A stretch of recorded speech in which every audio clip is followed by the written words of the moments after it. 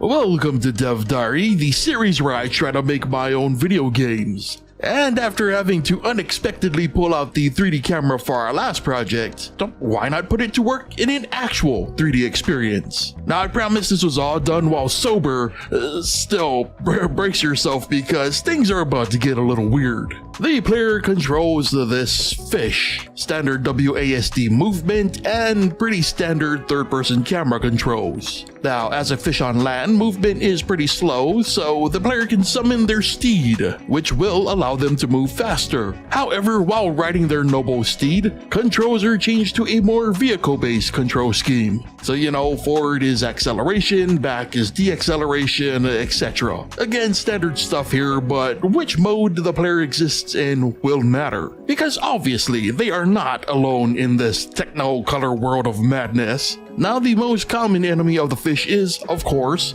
the bird bear. These big old brown fluffs with their dangerous beaks will often chase the player down, and when in range will attempt to take a bite. And now they're easy to avoid, but they do attack in packs. There also exists a more rare enemy, the Techno Squid, a mechanically enhanced squid that'll use its advanced targeting system to track the player. Then, if near enough, they will dash in their direction. The Techno Squid are pretty tanky, so they're not to be taken lightly. Now our final enemy is the most important of them all, and they are called the bird beer. Now these yeast-based cylindrical birds of prey are notable for two reasons. First, they are snipers and they will attempt to fire globs of an unknown yellow substance at the player whenever possible. But more importantly, when defeated, they are guaranteed to drop a delicious bowl of ramen. And this, folks, is the key to the whole thing. See, our fishy player has a sixth sense, which allows him to read the lands, to find specific spots where an elusive target can be uncovered, the eye tree. Using their mysteriously fishy ability of entering the vicinity of these eye trees are enough to awaken the creatures from their earthly slumber. Now, just like any of us would be, a newly awakened eye tree wakes up starving. This is where the ramen comes into play, and it's up to the player, the protector of these things, to feed the eye trees enough ramen for them to ascend. Now, in a twist that no one could have ever seen coming, when an eye tree reveals itself to the world takes notice. In other words, when an eye tree awakens, it'll not only attract a mob of enemies who have been hiding in a secret pocket dimension that the player can't see, but those mobs will attempt to do whatever they can to destroy those vulnerable, immobile beings. So not only must the player bring the eye trees ramen, but they must also defend them as well. Now, while riding upon their steed, the player is unable to do anything but move, while on Fin, the player is able to fire a short-range bubble. And in a lot of cases, this may not be enough to prevent the eye trees from being swarmed. Thus, the player requires help. The eye trees are simply one of many of their kind. Another, the box eye, can be found chilling in random places in the world. Approaching one will awaken it, and interacting with it will give the player a random boon. These random boons are temporary attacks or power-ups that'll help the player in their efforts to defend the eye trees. And one of 7 different boons can be obtained per box eye.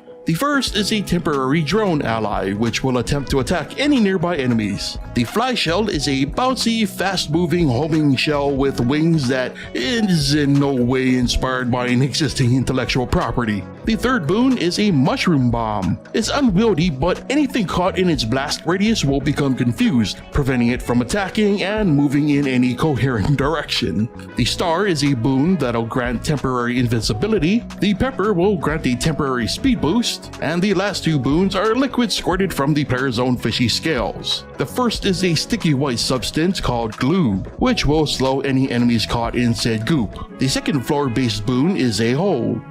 Just a liquid hole, and any enemies who step on said hole are pulled into another existence and are no longer a threat.